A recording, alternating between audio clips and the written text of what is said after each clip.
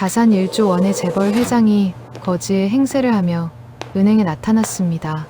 그런데 며느리 될 여자가 그에게 한 행동에 모든 직원들이 충격에 빠졌습니다. 과연 무슨 일이 있었을까요? 서울의 심장부인 여의도 한복판, 하늘을 찌를 듯 위압적으로 솟아오른 63빌딩, 최상층은 대한민국 건설업계의 거성, 대한건설의 심장부였다. 이곳 회장실은 외부의 소음이 단 한 점도 침투하지 못하도록 특수 설계된 완벽한 정적의 공간이었다. 백민준 회장은 통유리창 앞에 서서 붉게 타오르는 한강의 낙조를 무거운 눈빛으로 내려다보고 있었다. 70을 바라보는 나이임에도 그의 뒷모습은 거대한 대리석 기둥처럼 곱고 단단했다. 맞춤 제작된 수트의 차가운 질감 위로 쏟아지는 노을은 그가 평생 쌓아 올린 찬란한 업적과 그 이면에 가려진 지독한 고독을 동시에 대변하는 듯했다. 백 회장은 습관적으로 왼손 약지를 만지작거렸다. 그곳엔 아무런 반지도 끼워져 있지 않았지만 수십 년간 반복된 그 초조한 동작 때문에 살결에는 지워지지 않는 미세한 흉터가 남은 듯했다. 서울의 스카이라인 절반을 대한건설의 콘크리트로 채워 넣으며 도시의 형상을 바꾸어 놓았으나 정작 그 거대한 제국의 주인인 그의 가슴속은 단 한 포기의 풀도 자라지 못하는 황무지였다. 그는 유리창에 비친 자신의 하얀 백발과 깊게 패인 주름을 응시하며 인생의 더섭음을 곱씹었다. 천문학적인 부와 명예는 정점에 달했으나 퇴근 후 그를 기다리는 것은 숨이 막힐 듯한 대저택의 침묵과 식어버린 차 한 잔뿐이었다. 똑똑.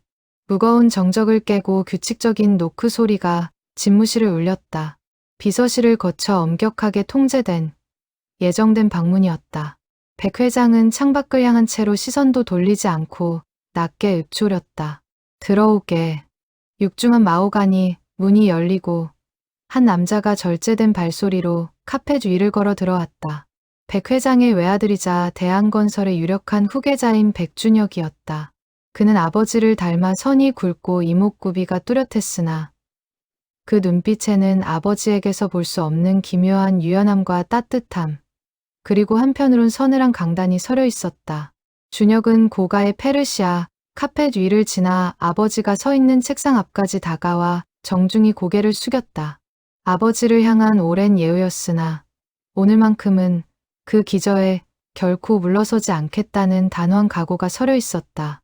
백 회장은 천천히 가죽 의자를 돌려 아들을 응시했다. 무슨 일인가? 이 시간에 기니 할 말이 있다니. 평소처럼 뻔한 사업 보고는 아닐 테고. 준혁은 잠시 마른 침을 삼키며 아버지를 정면으로 바라보았다. 그의 목소리는 낮았으나 집무실의 높은 천장까지 명확하게 울려 퍼졌다. 아버지, 저 결혼하겠습니다. 백 회장의 눈썹이 가늘게 떨렸다. 이미 정재계 사교계에서는 국내 굴지의 유통기업인 S그룹의 막내딸이나 차기 대권 주자로 거론되는 유력 정치인 집안과의 혼담이 오가고 있었다. 그것은 단순한 남녀의 결합이 아닌 거대한 자본과 권력이 합쳐져 새로운 성벽을 쌓는 전략적 제휴였다. 백 회장은 당연히 아들이 그 정해진 답안지 중 하나를 골라왔으리라 굳게 믿고 있었다. 상대는 당연히 S그룹 막내딸인가 아니면 지난번 언급했던 박 의원 댁인가. 이미 양가 어른들 사이에서 말이 오가고 있는 걸로 안다만 준혁은 흔들림 없는 눈빛으로 부친의 권위에 맞섰다. 정아름이라고 합니다. 우리은행 강남 지점에서 대리로 근무하고 있는 평범한 여성입니다. 백 회장의 미간에 깊은 주름이 잡혔다. 우리은행 대리. 그것은 백민준의 사전에는 존재하지 않는 너무나 평범하다 못해 초라한 계급이었다. 그에게 결혼이란 가문의 영토를 확장하는 전쟁과도 같은 것이었기에 평범한 월급쟁이라는 단어는 그 자체로 가문에 대한 모욕처럼 들렸다. 그래서 그 여자의 배경은 어떠냐? 부친은 무얼 하시는 분이고 가문의 내력은 어찌 되는지 묻고 있다. 준혁은 잠시 침묵을 지키다 차가운 현실을 투하하듯 한자 한자 내뱉었다. 보육원 출신입니다. 부모님은 계시지 않습니다. 오직 자신의 힘으로 공부하고 취업해서 거친 세상을 스스로 헤쳐온 사람입니다. 탁, 마른 하늘의 날벼락 같은 굉음이 집무실을 뒤흔들었다. 백 회장이 손바닥으로 육중한 원목 책상을 내리친 것이다. 찻잔 속에 찬물이 거칠게 출렁이며 바닥으로 튀었고 벽에 걸린 고가의 동양화가 미세하게 떨렸다. 뭐라고, 보육원? 지금 제정신으로 그 말을 내뱉는 거냐.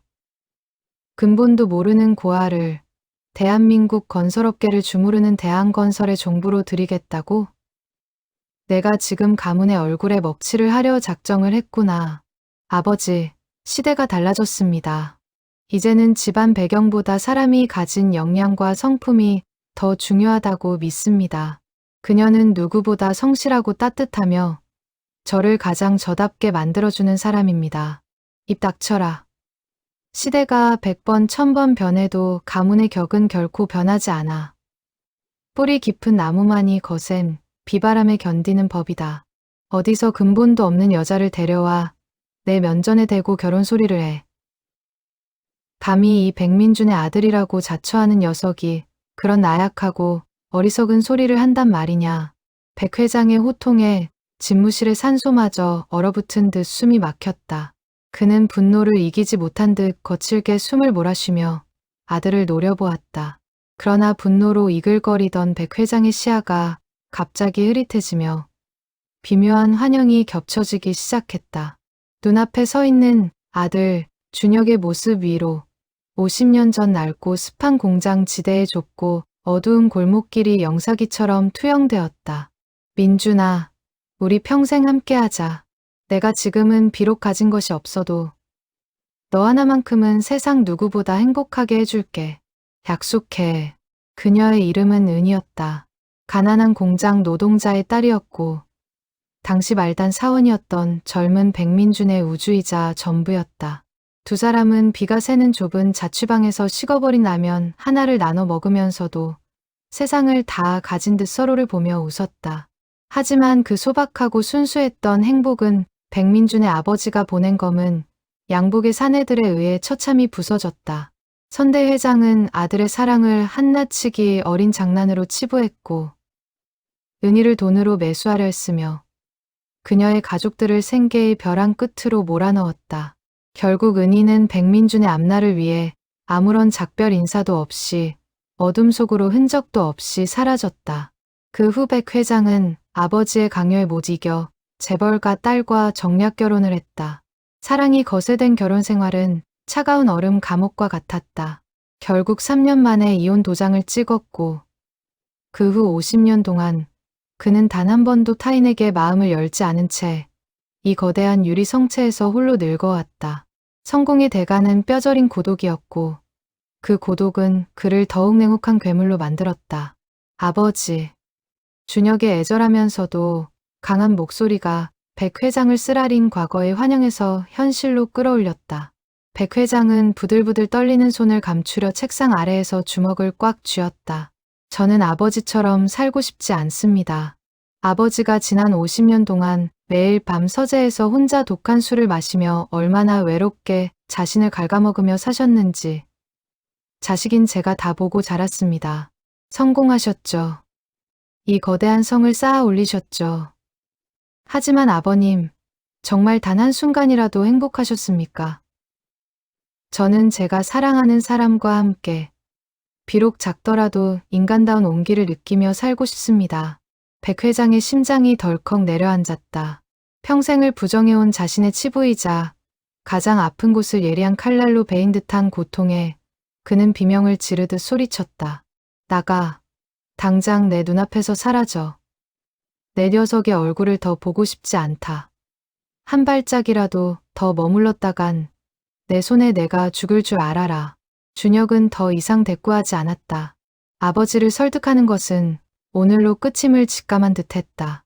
대신 그는 품 안에서 낡은 종이 봉투 하나를 꺼내 책상 위에 조용히 올려두었다. 그 사람 사진입니다. 직접 보시고 판단해 주세요. 제가 왜 모든 것을 걸고 아버지의 그 거대한 유산마저 포기할 각오로 이 여자를 선택했는지. 저는 이제 누군가의 그림자가 아니라 제 인생의 주인이 되고 싶습니다. 준혁이 방을 나간 뒤에도 백 회장은 한참 동안 미동도 없이 앉아 있었다. 사방이 짙은 어둠에 잠기고 창밖의 빌딩들이 하나둘 인공적인 불빛을 밝힐 때까지 그는 석상처럼 굳어 있었다. 텅 빈 사무실의 정막 속에서 백 회장은 마침내 떨리는 손을 뻗어 준혁이 두고 간 사진을 집어들었다. 사진 속에는 화창한 공원에서 쏟아지는 햇살을 가득 받으며 환하게 웃고 있는 한 젊은 여자가 있었다. 정아름 대리라는 이름표가 달린 사원증을 목에 건 채 그녀는 세상을 향해 아무런 두려움도 없는 듯 순수하고 맑은 미소를 짓고 있었다. 그 미소가 너무나 익숙했다. 숨이 막힐 정도로 가슴 한구석을 파고들었다. 백 회장은 천천히 서랍 가장 안쪽 육중한 금고보다 더 엄격하게 숨겨두었던 이중 잠금 장치를 풀었다. 손때 묻은 낡은 나무함 안에서 빛바랜 흑백 사진 한 장이 나왔다. 50년 전 젊고 가난했지만 누구보다 뜨거웠던 백민준과 은희가 남산공원에서 수줍게 찍은 유일한 사랑의 증표였다. 사진 속 은희의 미소와 책상 위 정아름의 미소가 소름 끼치도록 닮아 있었다. 가난이 삶을 옥죄었지만 당당함을 잃지 않았고 눈동자에는 세상을 향한 생기가 넘치던 그 시절의 은희가 사진 속에서 살아 돌아온 듯했다. 은희야, 은희야. 백 회장의 메마른 목소리가 젖어들며 처절하게 떨렸다. 강철 같던 노회한 기업가의 눈가에 뜨거운 눈물이 고여 결국 깊게 펜주름을 타고 소리 없이 흘러내렸다. 50년을 참아온 미안함. 그리고 아들에게조차 자신의 불행한 삶을 정답이라 강요하며 똑같은 고독의 나락으로 밀어 넣으려 했던 자신에 대한 혐오가 거대한 파도처럼 밀려왔다. 그는 한참 동안 두 장의 사진을 번갈아 보며 어둠 속에 잠긴 한강을 묵묵히 응시했다.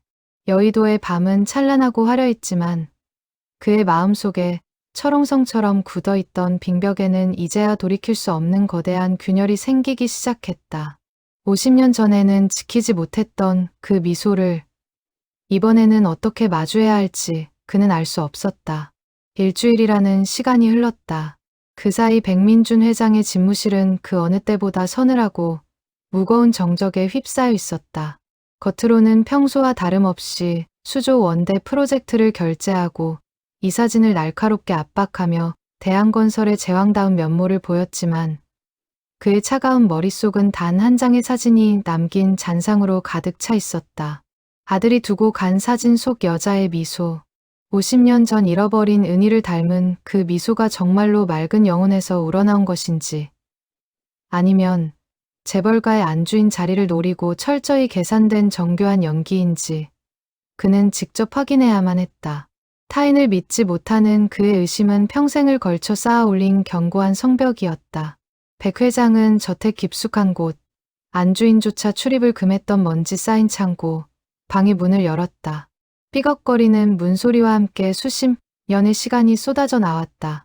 구석에 놓인 낡은 괴짝 안에서 그는 30년 전 현장 바닥을 구르며 모래바람을 맞던 시절에 입었던 낡은 파카를 꺼냈다.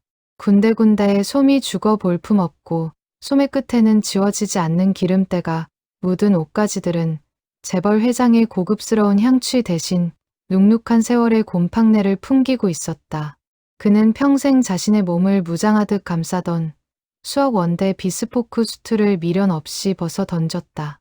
대신 무릎이 툭 튀어나오고 밑단이 다해진 낡은 청바지를 걸치고 뒤축이 무너져 너덜거리는 구멍 난 운동화에 거친 발을 밀어 넣었다. 거울 앞에 선 노인은 더 이상 대한민국 건설업계를 호령하는 대한건설의 황제가 아니었다. 그저 고단한 삶의 무게에 짓눌려 당장 내일의 끼니와 한 평짜리 방세를 걱정해야 할 것 같은 거리의 초라한 행인일 뿐이었다. 완벽해. 거울 속 낯선 남자를 보며 백 회장이 낮게 읊조렸다. 그의 눈빛만큼은 여전히 매처럼 날카로웠지만 헝클어진 백발과 구질구질한 옷차림은 그 날카로움마저 노인의 고집스러운 성벽이나 정신 나간 광기처럼 보이게 만들었다. 백 회장은 늘 기사가 대기하던 리무진 대신 지하철역으로 향했다. 매연 가득한 계단을 내려가는 발걸음이 생경하다 못해 이질적이었다. 무려 30년 만에 발을 들이는 지하철역은 그에게 미지의 행성 같았다. 개찰구를 통과하는 법조차 몰라 기계 앞에서 한참을 헤맨 끝에 승강장에 올라섰을 때 그는 비로소 자신이 속해 있던 화려한 세상과 완전히 단절되었음을 실감했다. 열차가 굉음을 내며 들어오고 문이 열렸다. 빽빽한 인파 속으로 눅눅한 몸을 밀어넣자 주변의 젊은이들이 약속이라도 한 듯 코를 킁킁거리며 슬쩍슬쩍 자리를 피했다. 그의 낡은 파카에서 나는 퀴퀴한 냄새 때문인지 아니면 혹여나 무언가를 구걸하거나 말을 걸까봐 겁이 난 것인지 알 수 없었다. 그들은 백 회장 주위로 보이지 않는 원을 그리며 그를 사회적 낙오자로 분류했다. 스마트폰에 고개를 처박은 채 무표정하게 서 있던 청년 하나는 백 회장이 옆에 서자 노골적으로 인상을 찌푸리며 코를 훌쩍였다. 그러고는 보란듯이 몸을 돌려 저만치 멀어졌다. 평소라면 비서실장이 당장 달려와 사과를 받아내고 엄중히 경고했을 무례함이었지만 지금의 백 회장은 그저 허허로운 미소를 지을 뿐이었다. 분노보다는 묘한 해방감, 그리고 씁쓸한 확신이 먼저 고개를 들었다. 이게 현실이지. 겉모습 하나로 사람의 가치를 순식간에 매기고 몸을 취급하며 자리를 피하는 것. 내가 평생 만들어온 세상도 이와 다르지 않았구나. 내가 세운 빌딩들도 결국 이런 차별의 벽을 더 높이 쌓은 것에 불과했나. 그는 흔들리는 열차 손잡이에 의지한 채 자신을 투명인간 혹은 불쾌한 장애물 취급하는 사람들의 무관심한 시선 너머를 응시했다. 돈이 곧 인격이고 브랜드 옷차림이 곧 신분증인 세상. 그는 오늘 그 가짜 신분증을 스스로 찢어버린 채 날것 그대로의 인간으로서 시험대에 오르고 있었다. 마침내 목적지인 우리은행 강남 지점의 육중한 유리문이 열렸다. 욕망과 자본이 들끓는 강남 한복판에 위치한 이곳은 깔끔한 정장 차림의 직장인들과 명품백을 든 화려한 귀부인들로 북적였다. 그 화려하고 매끄러운 공간에 낡은 행색의 노인이 들어서자 장내의 온도는 순식간에 영하로 떨어진 듯 차갑게 식었다. 안내 데스크의 직원은 그를 거지나 잡상인으로 오인한 듯 경계하는 눈초리를 보냈고 대기석에 앉아있던 사람들은 그가 근처에 앉을까봐 옆자리에 가방을 올려두며 방어적인 태도를 취했다. 누구 하나 노인에게 앉으라고 권하거나 따뜻한 눈길을 주는 이는 없었다. 백 회장은 아랑곳하지 않고 떨리는 손을 흉내내며 번호표를 뽑았다. 종이 위에는 321번이라는 숫자가 선명하게 찍혀 있었다. 그는 차가운 플라스틱 의자 끝에 위태롭게 걸터앉아 자신의 차례를 기다렸다. 벽면에 전광판 숫자가 한 단계씩 올라갈 때마다 평생 긴장이라는 것을 모르던 그의 심장도 묘하게 요동쳤다. 321번 손님, 3번 창구로 오세요. 딩동 소리와 함께 무미건조한 호출이 울렸다. 백 회장은 구부정한 허리를 더욱 숙이고 발을 질질 끌며 3번 창구로 다가갔다. 그곳엔 잘 다려진 셔츠 차림에 금태 안경을 쓴 젊은 남자 직원이 앉아 있었다.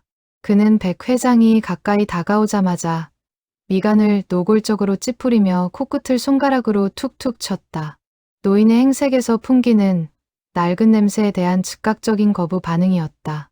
무슨 일이세요? 용건부터 말씀하시죠.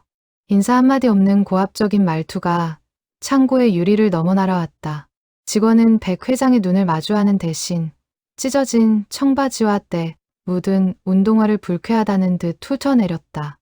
그의 눈빛에는 귀찮음과 경멸, 그리고 빨리 이 불청객을 내쫓고 싶다는 욕구가 가득했다.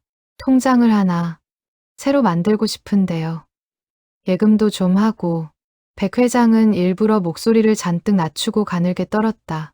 철저히 의의 입장에서 내뱉는 비굴한 연기였다. 그러자 남자 직원은 짜증 섞인 한숨을 크게 내뱉으며 서류 뭉치를 거칠게 뒤적였다. 신분증 주세요. 빨리요. 뒤에 기다리는 사람들 많아요. 영업시간 끝나가니까 서둘러 주시라고요. 할아버님 때문에 업무 지연되면 책임지실 거예요? 죄송합니다. 여기 있습니다. 늙어서 손이 좀 느려요. 백 회장은 주머니에서 낡은 지갑을 꺼내 신분증을 건넸다. 직원은 신분증을 낚아채듯 가져가더니 모니터와 대조하며 신경질적으로 키보드를 두드렸다. 그 과정 내내 직원은 단 한 번도 백 회장에게 인간적인 눈길을 주지 않았다. 마치 사람이 아닌 고장난 기계를 처리하는 듯한 태도였다. 마침내 통장이 완성되자 그는 그것을 창구 선반 너머로 내던지듯 건넸다. 다 됐습니다. 가보세요. 다음에는 좀 깔끔하게 하고 오시든가요. 감사합니다라는 말에 대한 대답도 작별 인사도 없었다. 마치 오물을 처리한 듯한 개운한 표정으로 직원은 벌써 다음 번호표를 누르려 손을 뻗고 있었다. 백 회장은 바닥으로 떨어질 뻔한 통장을 조심스레 집어들며 입가에 씁쓸한 미소를 띄웠다. 역시 돈 없으면 이렇게 대하는구나. 이 세상은 한치도 변하지 않았어. 돈이 없으면, 힘이 없으면 인간으로서의 최소한의 예우조차 기대할 수 없는 곳이지. 가식적인 예절조차 자본 앞에서는 무너지는구나. 백 회장은 자리를 일어서며 고개를 천천히 돌려 바로 옆 창구를 바라보았다. 그곳에는 오늘 그가 이 모든 굴욕을 감수하며 이곳에 온 진짜 목적, 준혁이 목숨보다 사랑한다는 여자 정아름의 이름표가 반짝이고 있었다. 그녀는 지금 다른 중년 여성 고객을 응대하며 밝게 웃고 있었다. 이제 진짜 테스트였습니다. 과연 저 여자도 방금 그 남자 직원처럼 나를 벌레 보듯 차갑게 밀쳐낼 것인가? 아니면 준혁의 말대로 돈과 배경 너머의 진심을 보여줄 것인가? 백 회장은 숨을 죽인 채 정아름의 창구 앞에서 다음 차례가 오기를 기다리며 낡은 파카 주머니 속에 주먹을 꽉 쥐었다. 백 회장은 방금 전 남자 직원에게 받은 통장을 품 안에 소중히 감추듯 넣고는 다시 대기석 한 구석으로 몸을 옮겼다. 그의 시선은 오로지 두 번 창구, 정아름이라는 명패가 놓인 곳에 고정되어 있었다. 그곳의 주인은 준혁이 사진 속에서 보여주었던 그 미소 그대로 창구를 찾는 이들에게 연신 고개를 숙이며 정성을 다하고 있었다. 그는 떨리는 손으로 다시 번호표 발행기 앞에 섰다. 종이 한 장이 툭 떨어졌다. 347번. 백 회장은 그 작은 종이 조각을 쥐고 다시 차가운 플라스틱 의자에 앉았다. 강남의 화려한 오후 햇살이 유리창을 통해 쏟아졌지만 낡은 파카를 입은 노인에게 그 햇살은 닿지 않는 듯했다. 사람들은 여전히 그를 피해 앉았고 경비원은 그가 혹시라도 바닥에 침이라도 뱉을까 노심초사하며 근처를 서성였다. 긴 기다림 끝에 마침내 지점 내에 맑은 종소리가 울려 퍼졌다. 딩동. 347번 손님. 두 번 창구로 오세요. 기계음이었으나 그 뒤를 잇는 목소리는 봄바람처럼 따뜻했다. 백 회장은 일부러 더 구부정하게 허리를 숙였다. 30년 된 낡은 파카가 바스락거리며 비명을 질렀고 밑창이 다 떨어진 운동화는 바닥을 끄는 기분 나쁜 소리를 냈다. 그는 마치 평생을 고된 노동에 바친 끝에 관절염을 얻은 노인처럼 천천히 그리고 위태롭게 두 번 창구를 향해 걸어갔다. 창구 앞에 도착한 백 회장이 의자에 엉덩이를 걸치기도 전이었다. 정아름은 이미 자리에서 일어나 가벼운 목례를 건네고 있었다. 어서 오세요, 어르신. 오래 기다리셨죠? 날이 많이 추운데 오시느라 고생 많으셨습니다. 무엇을 도와드릴까요? 백 회장은 슬쩍 그녀의 눈을 살폈다. 앞선 남자 직원처럼 코를 찌푸리지도 찢어진 청바지를 훑으며 혀를 차지지도 않았다. 그녀의 눈동자에는 경멸이나 동정 대신 오직 눈앞에 손님을 향한 존중만이 서려 있었다. 초라한 행색을 보고도 그녀의 표정은 단 1mm도 흔들리지 않았다. 오히려 아까 번듯한 수트를 입은 중년 신사를 대할 때보다 목소리 톤이 한 옥타브 더 부드러워진 느낌이었다. 송금을 좀 하고 싶은데 내가 이런 걸 잘 몰라서. 백 회장은 일부러 말을 더듬으며 주머니에서 꼬깃꼬깃하게 접힌 종이 한 장을 꺼냈다. 그 위에는 알아보기 힘든 글씨로 가짜 계좌번호가 적혀 있었다. 아름은 그 종이를 소중하게 받아들며 고개를 끄덕였다. 네, 어르신. 도와드릴게요. 송금은 창구에서도 가능하지만 수수료가 조금 더 저렴한 키오스크라는 기계가 있는데 혹시 사용해 보셨어요? 키오스크요? 그게 뭡니까?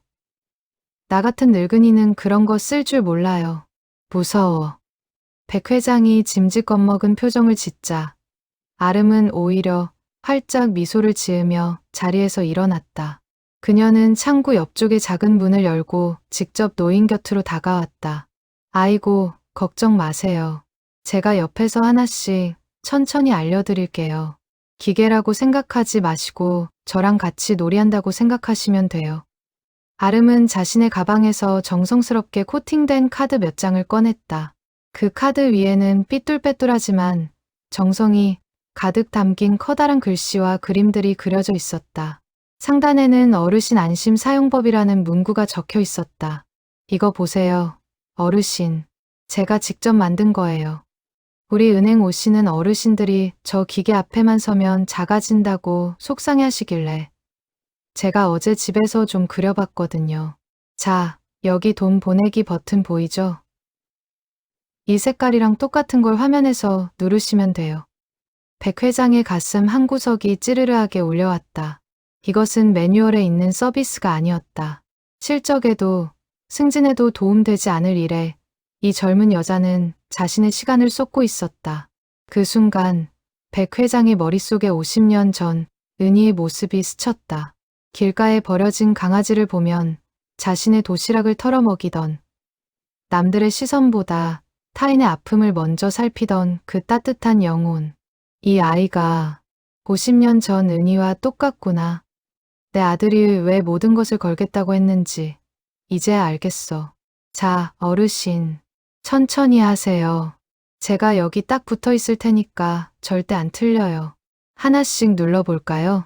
아름의 손가락이 백 회장의 거친 손 근처를 가리켰다. 그녀의 목소리는 조급함이 전혀 없었다. 그때 지점 내의 평화를 깨는 날카로운 목소리가 뒤편에서 들려왔다. 정아름 대리. 지금 뭐 하는 거야? 뒤에 손님들 대기 인원 안 보여? 지점장 김상무였다. 그는 팔짱을 낀 채 미간을 잔뜩 찌푸리며 다가왔다. 그의 시선은 아름 옆에 서 있는 냄새 나는 노인에게 꽂혔다. 그런 건 안내 도우미한테 맡기고 당장 창구로 복귀해. 왜 쓸데없는데 시간을 뺏기고 있어. 죄송합니다, 지점장님. 어르신께서 기계 사용이 처음이라 많이 불안해하셔서요. 금방 도와드리고 복귀하겠습니다. 아름은 정중하게 대답했지만 백 회장을 부축한 손에는 힘을 풀지 않았다. 김상무의 얼굴이 불그락푸르락 달아올랐다.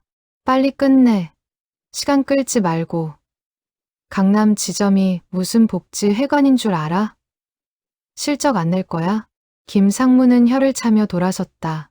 주변의 손님들이 수군거리기 시작했고 백 회장은 일부러 미안한 표정을 지으며 아름의 눈치를 보았다. 선생님, 나 때문에 혼나는 거 아니오? 그냥 내가 나중에 올게. 그러자 아름은 백 회장의 손을 가볍게 쥐며 속삭였다. 아니에요, 어르신. 저 혼나는 거 아니니까 신경 쓰지 마세요. 우리 마저 할까요? 여기 확인 버튼만 누르면 이제 다 끝나요. 그녀는 끝까지 백 회장의 곁을 지켰다. 송금이 완료되고 영수증이 나오자 아름은 그것을 노인의 주머니에 꼼꼼히 넣어준 뒤 다시 창구로 돌아가 자신의 명함 한 장을 꺼냈다. 아름은 명함 뒷면에 펜으로 정성스럽게 자신의 이름을 꾹꾹 눌러 적었다. 이거 제 이름이에요. 정아름. 혹시 다음에 또 은행 오실 때 어려운 일 생기면 다른 데 가지 마시고 저한테 바로 오세요. 제가 성함 기억해뒀다가 제일 먼저 도와드릴게요. 그녀가 건넨 명함을 받아든 백 회장의 손이 미세하게 떨리기 시작했다. 이번에는 연기가 아니었다. 평생을 불신과 증오, 계산 속에서 살아온 백민준이라는 인간의 심장에 거대한 균열이 생기는 순간이었다. 50년 전 자신의 아버지가 은희를 쫓아냈을 때 그녀가 흘렸던 눈물과 지금 자신을 향해 웃어주는 이 여자의 미소가 교차했다. 정말 고맙습니다. 정 대리님. 내 늙은 인생에 이렇게 친절한 사람은 처음이오. 백 회장의 목소리가 젖어들었다. 그는 명함을 쥔 손에 힘을 주며 고개를 숙였다. 아니에요. 어르신. 조심히 들어가세요. 계단 내려가실 때 발밑 조심하시고요. 멀어지는 백 회장의 등 뒤로 아름의 밝은 인사가 따라 붙었다. 은행 문을 나선 백 회장은 강남의 차가운 바람을 맞으며 멈춰섰다. 주머니 속의 명함을 꺼내 보았다. 정아름. 그는 평생 처음으로 자신이 쌓아 올린 대한건설이라는 거대한 성체가 얼마나 차갑고 부질없는 것이었는지 느꼈다. 그리고 결심했다. 이번만큼은 50년 전처럼 그 소중한 미소를 짓밟지 않겠노라고. 아니, 이번에는 자신이 그 미소를 지키는 성벽이 되어주겠노라고. 백 회장의 붉어진 눈시울 너머로 다시금 63빌딩의 노을이 보이기 시작했다. 하지만 그 노을은 일주일 전보다 훨씬 더 따뜻한 색을 띠고 있었다. 3일 후, 화요일 아침, 서울 강남 한복판의 공기는 유난히 차갑고도 팽팽한 긴장감이 감돌았다. 우리은행 강남 지점은 평소보다 훨씬 이른 시간부터 전 직원이 비상태세에 돌입해 있었다. 지점장 김상무는 아침 조회 시간부터 유난히 반짝이는 구두를 신고 지팡이로 바닥을 톡톡 치며 직원들을 한 줄로 세워놓고 다그쳤다. 오늘 우리 지점 운명이 결정되는 날이다. 자산가 박 회장님이 직접 방문하신다. 예치금만 무려 300억이야. 찬물 온도부터 의자 각도 하나까지 절대 실수 없도록 해. 만약 이번 계약 잘못되면 책임자들 다 각오해. 김상무의 목소리는 지점 천장을 찌를 듯 날카로웠다. 그는 줄지어 선 직원들 사이를 거만하게 걷다가 창고에서 서류를 정리하던 정아름 대리 앞에 멈춰섰다. 정아름 대리, 오늘 VIP 응대는 내가 맡아.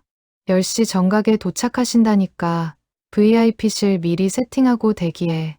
내가 인물도 좋고 부침성도 있으니 그 노인네 비위 좀 잘 맞춰보라고. 아름은 당황스러운 듯 서류를 쥐고 지점장을 바라보았다. 지점장님, 하지만 저는 오늘 10시에 이미 예약 상담이 한 건 잡혀 있습니다.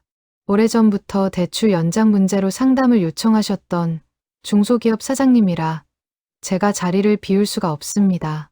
취소해. 그깟 푼돈 만지는 상담이 중요해.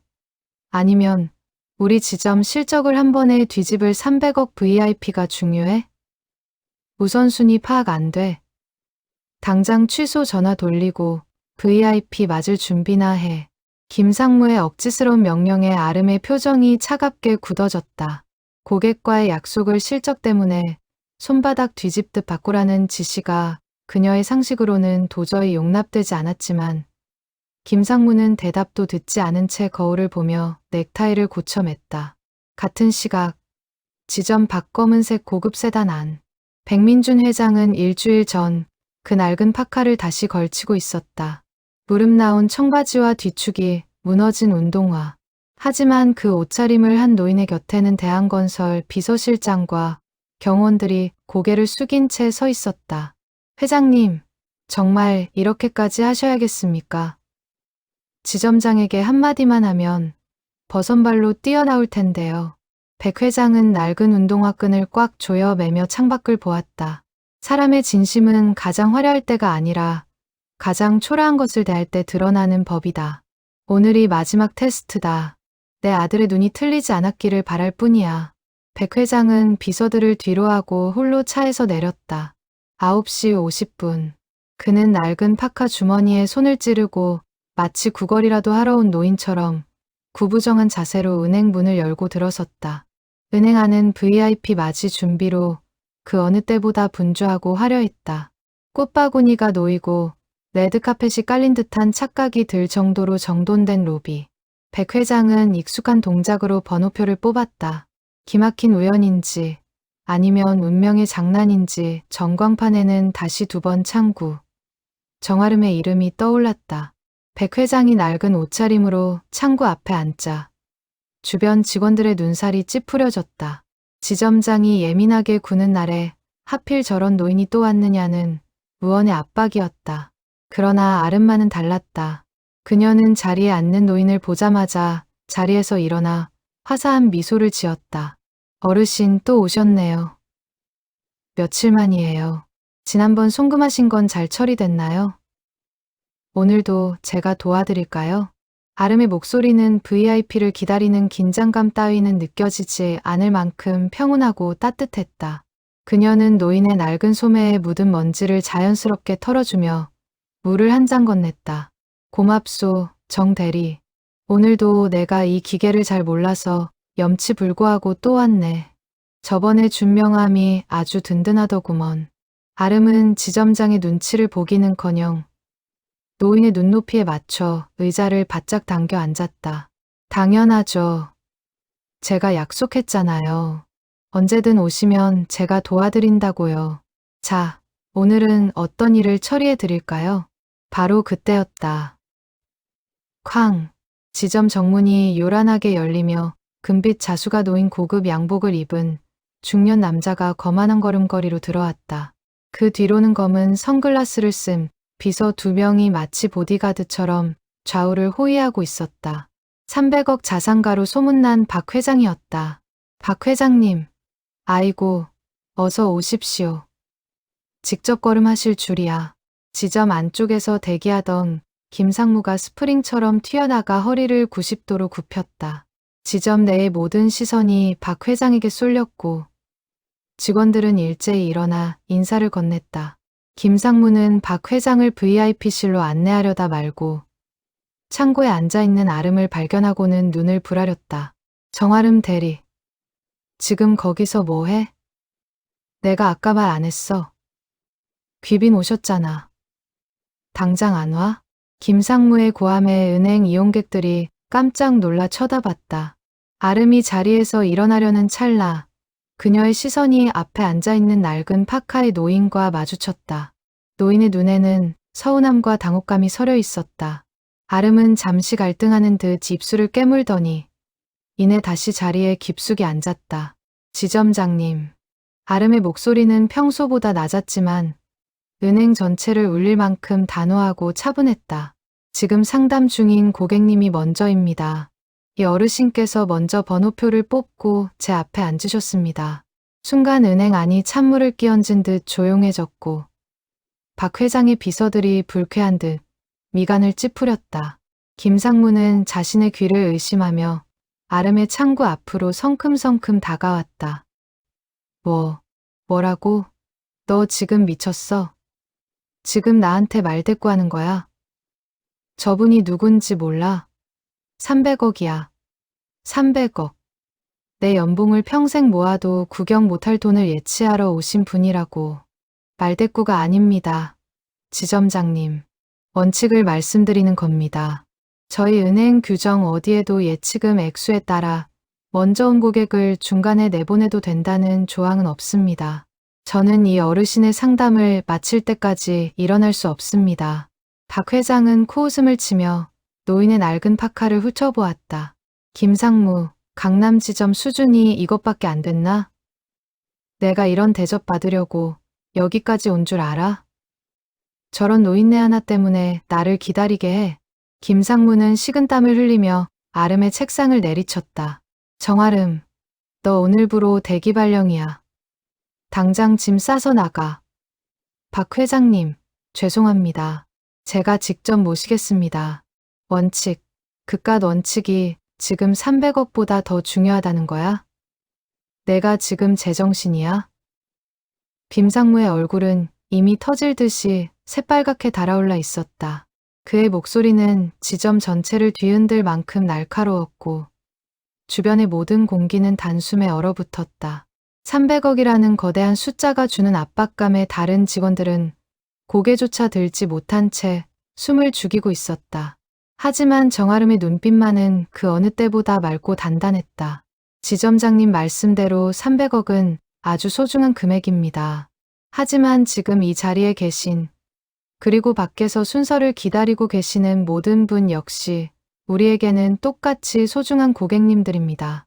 아름의 시선이 조용히 은행 로비를 훑었다. 그곳에는 적금을 부으러 온 앳된 얼굴의 학생도 점심시간을 쪼개 달려온 지친 기색의 직장인도 그리고 백 회장처럼 낡은 옷을 입고 떨리는 손으로 번호표를 쥔 노인도 있었다. 아름은 다시 김상무를 똑바로 응시하며 말을 이었다. 제가 지금 상담 중인 어르신을 중간에 덩그러니 남겨두고 일어서는 것은 은행원으로서의 도리가 아닐 뿐더러 이 어르신께 씻을 수 없는 신뢰를 범하는 일입니다. 금액의 크기로 사람의 순서를 바꾸는 것은 제가 배운 원칙이 아닙니다.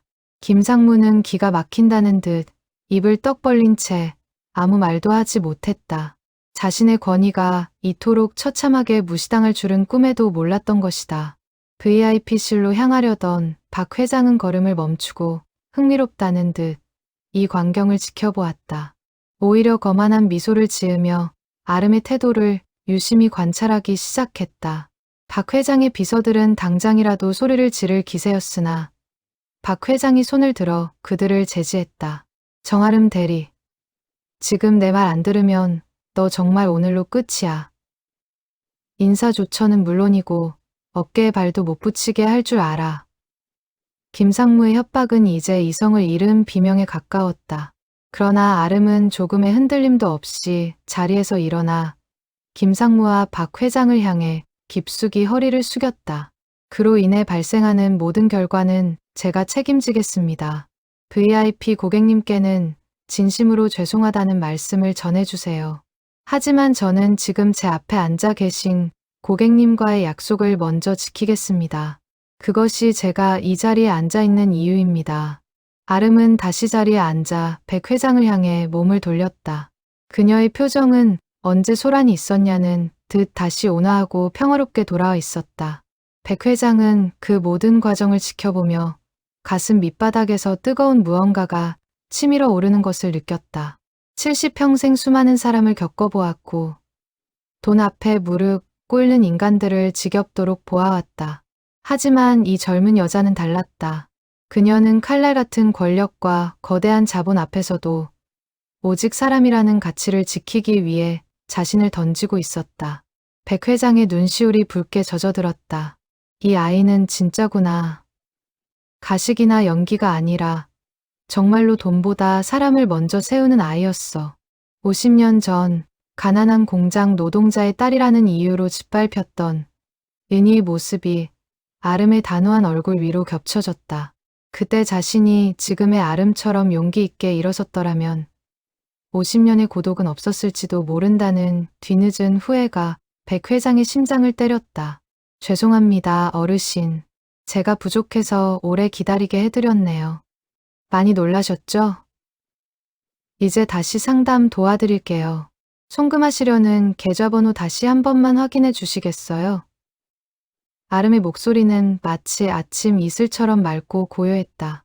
그녀는 백 회장의 거친 손 위에 자신의 부드러운 손을 가볍게 얹으며 안심시키듯 미소 지었다.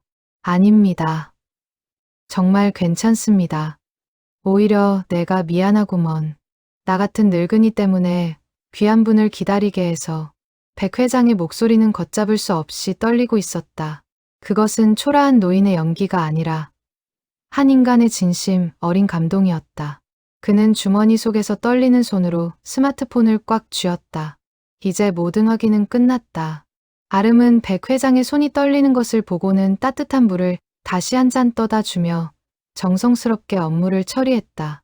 김상무는 분을 이기지 못해 씩씩거리며 VIP실로 박 회장을 안내하려 했으나 박 회장은 꼼짝도 하지 않고 아름의 뒷모습을 보고 있었다. 300억을 가진 자신보다 낡은 파카를 입은 노인을 먼저 선택한 이 대담한 은행원에게서 박 회장은 묘한 경외감마저 느끼고 있었다. 백 회장은 아름이 건네준 영수증을 소중히 받아들었다. 그리고 자리에서 일어나며 아름의 눈을 깊게 응시했다. 정 대리님, 오늘 정말 고마웠소. 대리님이 지킨 건 원칙이 아니라 한 노인의 무너진 마음이었소. 백 회장은 그 말을 끝으로 뒤돌아 은행 문을 향해 걸어 나갔다. 그의 걸음걸이는 더 이상 구부정하지 않았고 낡은 파카 너머로 거대한 제국의 황제다운 위엄이 뿜어져 나오기 시작했다. 은행 문이 열리고 대기하고 있던 검은 정장 차림의 사내들이 일제히 백 회장을 향해 허리를 숙였다. 이제 300억 따위는 우스워질 정도의 거대한 폭풍이 이 은행을 덮칠 차례였다. 백 회장은 차에 올라타며 비서실장에게 나직하게 명령했다. 준비해라. 대한민국 최고의 예우를 갖춰서 다시 이곳으로 온다. 그날 오후 은행 창고의 불빛이 하나둘 꺼지기 시작할 무렵 지점의 공기는 오전보다 더 무겁고 살벌하게 가라앉아 있었다. 지점장 김상무는 잔뜩 독이 오른 표정으로 직원들을 로비 한가운데로 소집했다. 그의 손에는 서류 뭉치가 신경질적으로 들려 있었고 구두굽 소리는 마치 누군가를 처형하러 가는 소리처럼 차갑게 대리석 바닥을 울렸다. 방금 본점에서 연락이 왔어. 오늘 박 회장님 계좌 처리 과정에서 수수료, 누락이 발견됐다. 그 액수가 무려 3천만 원이야. 이건 명백한 업무 과실이고 우리 지점 신뢰에 치명적인 오점이다.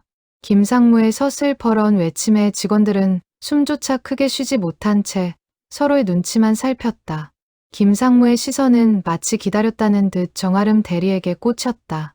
정아름 대리, 오늘 내가 담당 창구 근처에서 최종 확인 절차 도왔지. 이거 내가 체크했어야 하는 부분 아니야? 아름은 당혹스러운 표정으로 지점장을 바라보았다. 지점장님, 저는 오늘 오전 내내 제 창구에서 예약 상담과 일반 고객 응대만 진행했습니다. 박 회장님 업무는 지점장님이 직접 VIP실에서 전담하셨고 저는 그 과정에 전혀 관여하지 않았습니다. 무슨 소리야? 내가 고참 대리로서 주변 업무를 유동적으로 체크했어야지. 박 회장님이 기분 상해서 나가시는 바람에 분위기가 얼마나 안 좋았는데 내가 옆에서 서포트를 제대로 안 하니까 이런 사고가 터진 거 아냐. 이건 명백히 내 책임이야. 김상무는 자신의 실수를 덮기 위해 비겁한 화살을 아름에게 돌리고 있었다. 수수료 누락은 VIP실 단말기에서 지점장의 고유 권한으로 승인된 건이었으나 그는 권력을 이용해 진실을 왜곡했다. 하지만 지점장님, VIP 계좌의 최종 승인과 수수료, 반면 권한은 전적으로 지점장님의 보안 카드로만 가능합니다. 제가 확인하려 해도 접근 자체가 불가능한 영역입니다. 아름의 차분한 반박에 김상무의 얼굴은 붉다 못해 검게 일그러졌다. 뭐, 지금 나한테 책임을 떠넘기겠다는 거야? 내가 오전에 그 노인네 감싸고 나한테 말대꾸할 때부터 알아봤어. 조직생활 그렇게 하는 거 아냐. 내가 똑바로 안 해서 벌어진 일이니까 토 달지 마. 당장 박 회장님께 전화해서 무릎을 꿇든 석고대죄를 하든 사과드려. 지점 내의 다른 직원들은 고개를 숙인 채 입을 굳게 다물었다.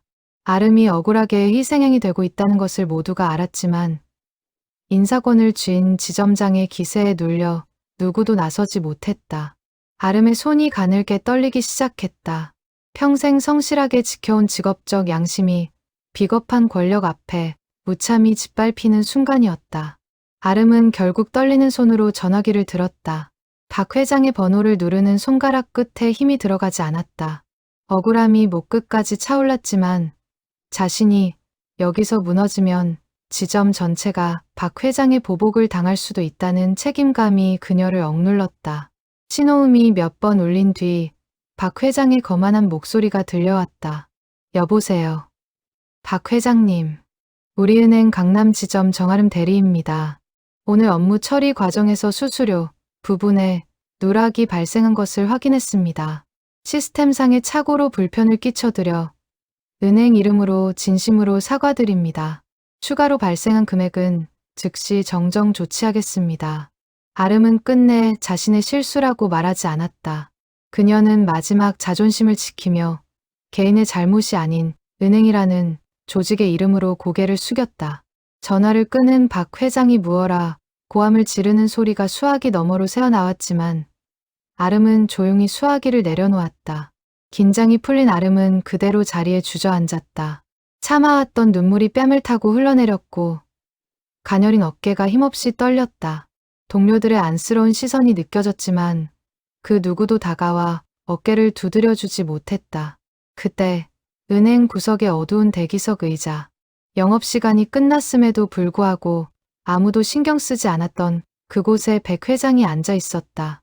그는 낡은 파카 주머니에 손을 넣은 채 지점장의 비열한 폭언부터 아름의 서러운 사과까지 단 한 장면도 놓치지 않고 지켜보고 있었다.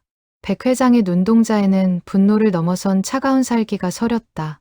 50년 전 자신의 아버지가 은희에게 돈다발을 던지며 근본 없는 여자라고 몰아세우던 그 비극적인 장면이 지금 이 화려한 강남의 은행에서 재현되고 있었다. 백 회장은 무릎 위에 놓인 주먹을 피가 안 통할 정도로 꽉 쥐었다. 이건 절대로 용서할 수 없어. 감히 누가 내 사람을 건드리는가. 백 회장은 조용히 자리에서 일어났다. 그는 울고 있는 아름을 향해 다가가는 대신 지점장실에서 승전보라도 울린 듯 거드름을 피우는 김상무를 한번 노려본 뒤 은행 문을 나섰다. 밖으로 나온 백 회장은 기다리고 있던 비서실장에게 나직하지만 서슬 퍼런 목소리로 명령했다. 준비해라. 내일 아침 9시 정각 대한건설의 이름으로 이 은행의 모든 예치금을 회수한다. 그리고 그 지점장 녀석 평생 고개 들고 살지 못하게 만들어라. 백 회장의 차가운 명령과 함께 강남의 밤하늘 위로 거대한 태풍의 전조가 드리워졌다. 이제껏 인내하며 지켜보던 황제의 진정한 심판이 시작되려 하고 있었다. 다음 날 오전 10시. 전날의 소란이 언제 있었냐는 듯 평온해 보이는 강남의 아침 공기를 가르며 육중한 엔진음을 내뿜는 검은색 벤츠 S클래스 마이바흐가 은행 정문 앞에 미끄러지듯 멈춰섰다. 30년 된 낡은 파카와 찢어진 청바지는 온데간데 없었다. 차 문이 열리고 내린 백민준 회장은 은색 실로 수놓인 맞춤 정장과 손목에서 은은하게 빛나는 파텍 필립 시계, 그리고 세상을 발 아래 둔 황제의 완벽한 자세를 갖추고 있었다. 가자. 백 회장의 나직한 한마디에 대기하고 있던 수행 비서들과 경호원들이 일제히 대오를 맞추어 움직였다. 그가 은행 로비로 들어서는 순간 자동문이 열림과 동시에 지점 내의 모든 소음이 마법처럼 사라졌다. 화려한 인테리어조차 무색하게 만드는 압도적인 권위와 위압감이 로비를 가득 채웠다.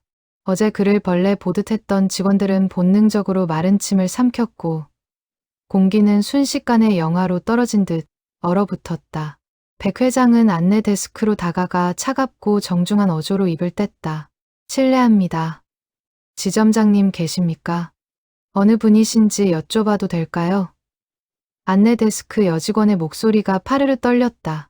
그녀는 눈앞에 노신사가 뿜어내는 기운에 압도되어 눈조차 제대로 맞추지 못했다. 비서실장이 대신 앞으로 나서며 묵직한 목함에서 명함 한 장을 꺼내 놓았다. 대한건설 백민준 회장님입니다. 명함에 박힌 금색 로고를 확인한 여직원의 얼굴이 순식간에 하얗게 질렸다. 백민준, 대한건설 회장. 이 지점을 넘어 우리은행 전체에서도 손꼽히는 초거대 고객이자 건설업계의 전설. 그녀는 허둥지둥 전화기를 들며 거의 비명에 가까운 목소리로 내부 보고를 올렸다. 잠시만요. 회장님, 정말 죄송합니다. 바로 지점장님께 말씀드리겠습니다. 잠시 후 안쪽 집무실 문이 벌컥 열리며 지점장 김상무가 신발이 벗겨질 듯 달려 나왔다. 어제 아름을 몰아세우던 그 기세등등한 모습은 찾아볼 수 없었다. 그는 90도가 넘는 각도로 허리를 굽히며 비굴한 웃음을 지어 보였다. 아, 회장님. 직접 발걸음해 주실 줄이야. 정말 영광입니다. 어서 이쪽 VIP실로 모시겠습니다. 조용히 이야기할 곳이 있습니까? 번잡한 곳은 싫어해서 말이지. 백 회장의 싸늘한 반응에 김상무는 식은땀을 뻘뻘 흘리며 소회의실로 안내했다. 네, 물론입니다. 이쪽 소회의실로 모시겠습니다. 모두 비켜. 회장님 지나가신다. 김상무는 평소 아끼던 직원들마저 거칠게 밀쳐내며 길을 텄다. 소회의실의 육중한 문이 닫혔다. 방 안에는 백 회장과 김상무, 그리고 침묵을 지키는 비서실장만이 남았다. 백 회장은 소파에 깊숙이 몸을 묻은 채 탁자 위에 놓인 김상무의 이름표를 날카로운 눈빛으로 응시했다. 어제 이 지점에서 있었던 일에 대해 이야기하려고 합니다. 백 회장의 목소리는 낮았지만 소리의 파동이 김상무의 심장을 도려낼 듯 날카로웠다. 김상무는 손을 비비며 억지 미소를 유지하려 했었다. 어제 말씀이십니까? 아, 박 회장님 건 말이죠. 누락되었던 수수료 건은 저희가 밤새 작업해서 이미 깔끔하게 처리했습니다. 불편을 드려 정말 송구합니다. 제가 알기로는 VIP 계좌의 최종 승인과 수수료, 반면 권한은 전적으로 지점장의 보안 카드로만 가능합니다. 전산 로그를 보면 누가 몇 시 몇 분에 접속해서 어떤 조작을 했는지 다 나오죠. 안 그렇습니까? 백 회장의 일격에 김상무의 얼굴에서 핏기가 순식간에 사라졌다. 그는 입술을 파르르 떨며 말을 더듬었다. 그게 무슨 말씀이신지. 저희 내부 시스템은 보안이 철저해서 당신 실수였죠.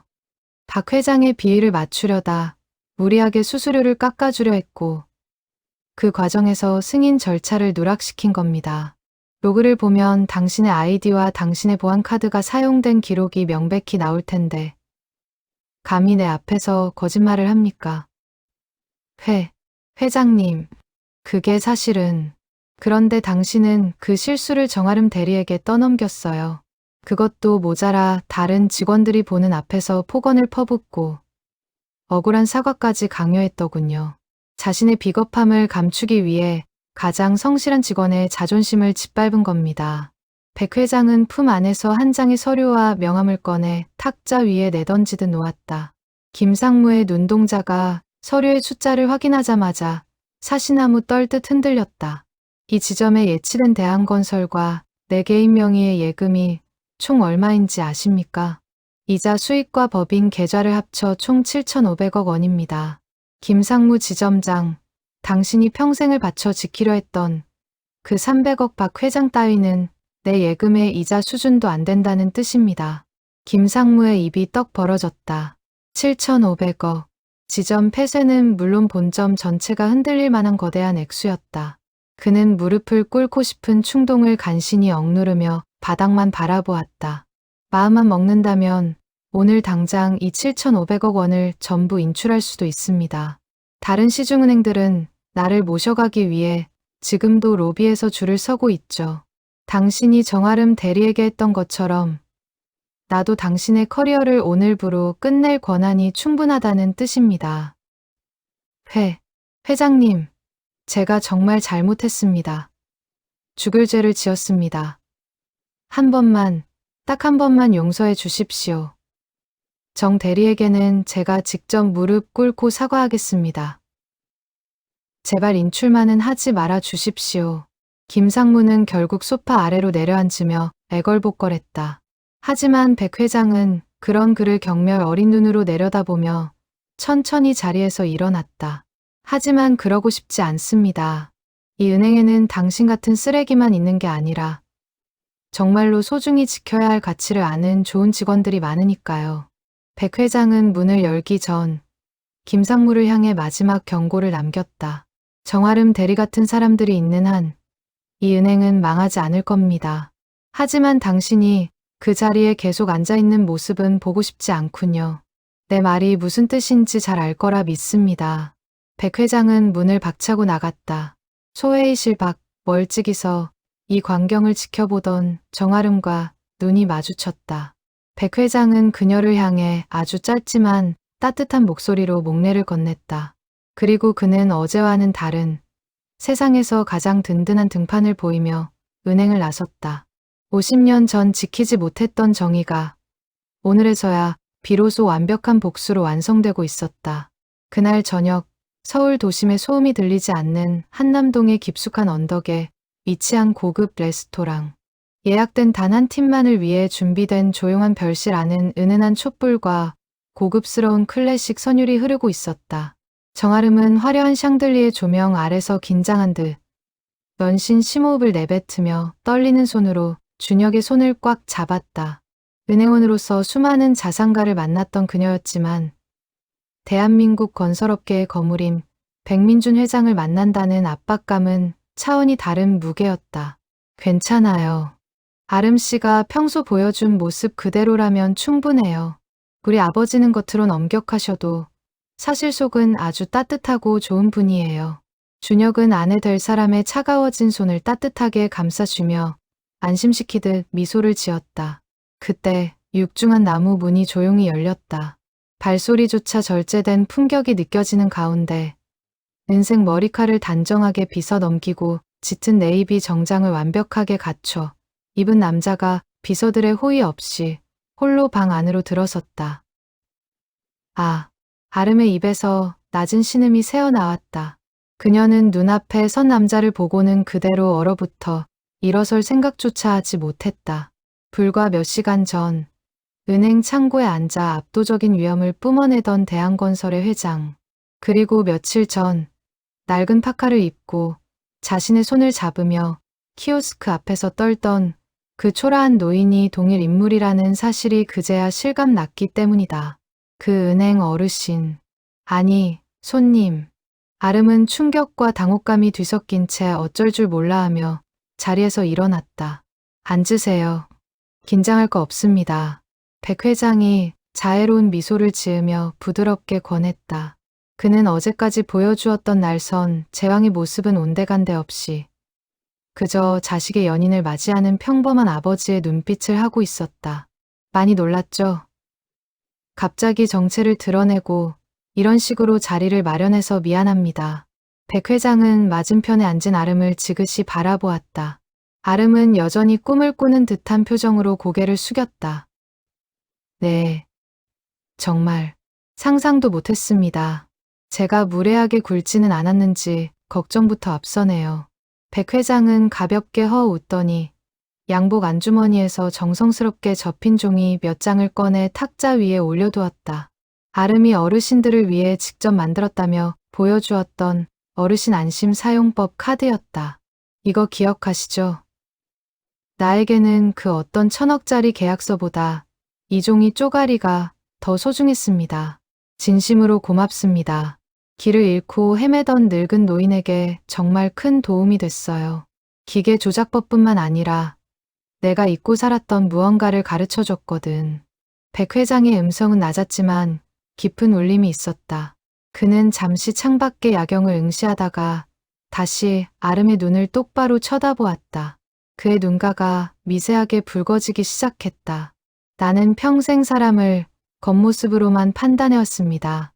그 사람 뒤에 얼마나 큰 돈이 있는지, 어떤 화려한 배경이 있는지, 나에게 어떤 이득을 줄 수 있는지만 계산하며 살았지. 그것만이 나를 지키고 대한건설을 지키는 유일한 방법이라고 믿었으니까. 백 회장의 목소리에 회한이 섞여들었다. 그런데 당신을 보면서 깨달았습니다.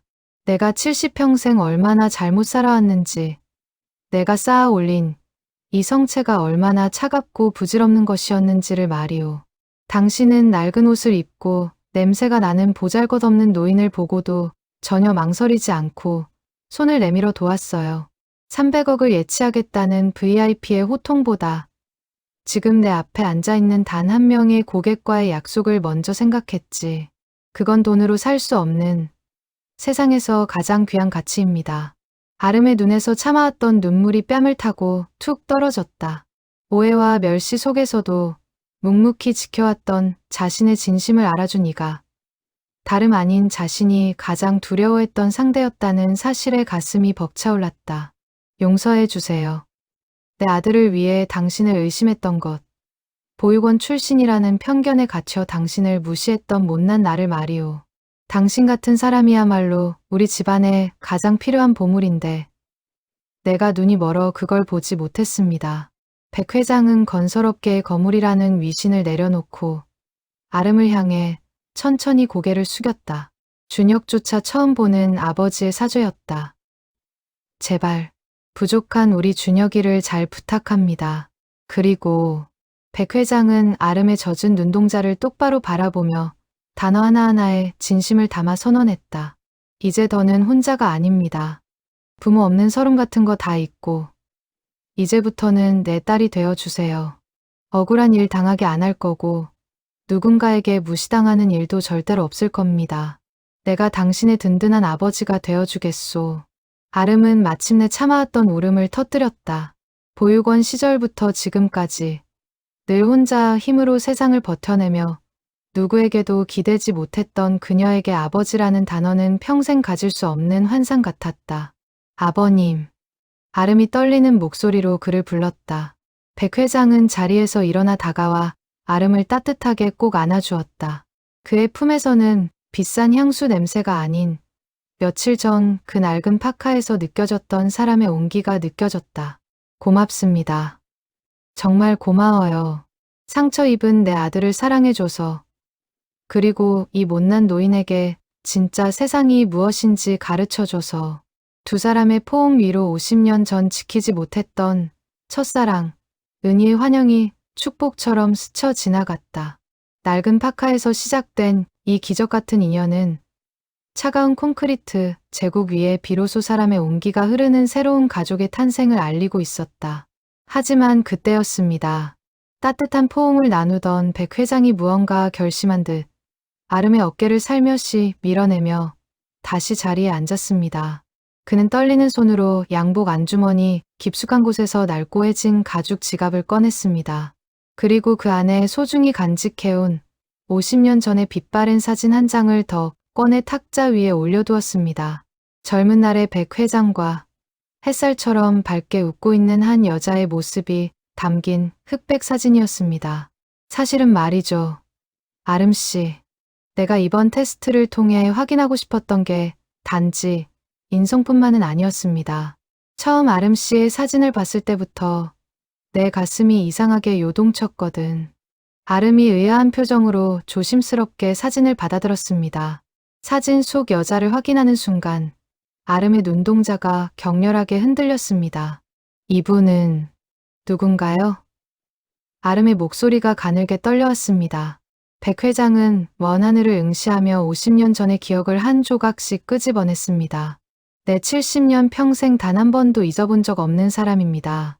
50년 전 내 전부였던 첫사랑, 윤은이라고 합니다. 가난하다는 이유로 내 아버지가 강제로 떼어놓았던, 내가 지키지 못했던 미련한 사랑이었죠. 순간 아름의 손에서 사진이 힘없이 떨어질 뻔했습니다. 윤은이요? 정말 이분의 이름이 윤은이인가요? 아름의 반응에 백 회장의 눈이 가늘어졌습니다. 아름 씨, 혹시 무언가 알고 있는 게 있습니까? 아름은 정신없이 자신의 가방을 뒤지기 시작했습니다. 그리고 그 안에서 평생 부적처럼 간직해온 모서리가 다 닳아버린 낡은 사진 한 장을 꺼내 백 회장 앞에 내려놓았습니다. 그 사진 속에는 백 회장의 사진 속 여자와 똑같은 얼굴을 한 젊은 여인이 갓 태어난 아기를 품에 안고 세상에서 가장 행복한 미소를 짓고 있었습니다. 이분이 저를 낳아주신 제 어머니입니다. 백 회장의 눈이 금방이라도 튀어나올 듯 커졌습니다. 그는 자리에 주저앉듯 앉으며 사진을 낚아채듯 집어들었습니다. 뭐라고요? 이 사람이 아름 씨 어머니라고요? 어머니는 저를 낳고 불과 3개월 만에 세상을 떠나셨습니다. 병원비가 없어서 제대로 된 치료 한번 못 받아보시고 저를 보육원 앞에 맡긴 채 눈을 감으셨다고 들었습니다. 아름의 목소리는 이제 통곡에 가까운 떨림으로 변해 있었습니다. 보육원에서 제게 남겨준 건 이 사진 한 장과 어머니의 낡은 일기장이 전부였어요. 그 일기장 마지막 페이지에 이렇게 적혀 있었습니다. 민준이를 너무나 사랑했지만 그 사람의 앞길을 막을 수 없어서 떠난다고. 그 사람이 나를 찾지 못하게 숨어 살겠지만 가슴 속에는 영원히 그 사람의 아이를 품고 살겠노라고요. 백 회장의 무릎이 털썩 꺾이며 그는 그대로 바닥에 주저앉았습니다. 은희야, 은희가 그때 아이를 가졌었단 말이냐? 나는 그것도 모르고 은희가 나를 배신하고 떠난 줄로만 알고 50년을 원망하며 살았는데 사실은 나를 위해, 내 미래를 위해 그 모진 고통을 혼자 견뎠단 말이냐. 백 회장은 바닥을 치며 오열했습니다. 저는 정말 몰랐습니다. 아름 씨가, 아니, 내 딸이 이렇게 가까이서 힘들게 살고 있었다는 걸. 백 회장은 기어가듯 다가가 아름의 두 손을 꽉 잡았습니다. 미안하다. 정말 미안해. 아버지가 너무 겁쟁이였어. 끝까지 찾았어야 했는데 내 자존심 때문에 너의 엄마를 놓치고 너를 고아로 만들었구나. 옆에서 모든 광경을 지켜보던 준혁 역시 거대한 충격에 빠져 자리에서 일어날 줄 몰랐습니다. 그는 멍한 표정으로 두 사람을 번갈아 보며 입을 뗐습니다. 그럼 아름 씨가. 준혁의 목소리에도 눈물이 섞였습니다. 그래, 준혁아. 아름이는 내 동생이다. 50년 전 사라졌던 내 핏줄 내 딸이야. 백 회장은 아름을 품에 다시 꼭 끌어안았습니다. 이번에는 재벌 회장으로서가 아니라 평생을 자식을 잃어버리고 산 죄인 같은 아버지로서였습니다. 미안하다, 내 딸아. 50년 동안 너를 찾지 못해 정말 미안하다. 아름 역시 백 회장의 가슴팍에 얼굴을 묻고 소리내어 울었습니다. 평생 보육원에서 부모 없는 아이라는 꼬리표를 달고 살았던 세월이 아버지라는 따뜻한 품 안에서 눈 녹듯 사라졌습니다. 아버지. 이제야 진짜 아버지를 만났네요. 준혁이 다가와 두 사람을 동시에 안았습니다. 복잡한 감정이 교차했지만 그는 미소 짓고 있었습니다. 그럼 우리는 이제 사랑하는 연인이 아니라 세상에서 가장 끈끈한 남매가 되는 거군요. 백 회장과 아름, 그리고 준혁은 한남동의 작은 방에서 서로를 껴안은 채 한참을 울고 또 울었습니다. 50년의 한이 풀리는 기적 같은 밤이었습니다. 에필로그. 그로부터 3개월 후 다시 찾은 우리은행 강남 지점. 오전 9시의 은행은 여전히 활기차고 분주했습니다. 하지만 이전과는 확실히 다른 분위기가 감돌고 있었습니다. 정아름 지점장님, 이번 달 소상공인 지원대출 서류 검토 부탁드립니다. 한 직원이 정중하게 서류를 건넸습니다. 과거 건의와 실적만을 앞세우며 직원들을 다그치던 김상무는 수수료, 누락 사건의 책임을 지고 벽지에 한직으로 좌천되었고 그 빈자리를 아름이 채우게 되었습니다. 최연소 지점장이자 대한건설의 숨겨진 딸이라는 신분이었지만 아름은 예전과 똑같이 수수한 유니폼을 입고 창구 현장을 누볐습니다. 자, 오늘도 우리를 기다리는 고객님들께 최선을 다합시다. 돈을 만지는 곳이지만 우리는 사람의 마음을 먼저 만져야 한다는 걸 잊지 마세요. 아름의 목소리에 직원들이 힘차게 대답했습니다. 아름의 지점장 책상 위에는 2개의 액자가 나란히 놓여 있었습니다. 하나는 백 회장, 준혁과 함께 환하게 웃으며 찍은 첫 가족사진이었고 다른 하나는 50년 전 어머니, 은희가 홀로 아기를 안고 있던 그 낡은 사진이었습니다. 돈보다 사람을, 권력보다 원칙을. 아름은 어머니가 남긴 사랑의 유산과 아버지가 물려준 가문의 자부심을 가슴에 새겼습니다. 창밖으로는 따스한 봄바람이 불어와 은행 로비를 부드럽게 감싸 안았습니다. 50년 만에 기적처럼 되찾은 가족, 그리고 남매로서 새롭게 시작된 진짜 사랑. 강남의 빌딩 숲 사이로 흐르는 사람들의 발소리가 오늘따라 더욱 경쾌하게 들려왔습니다.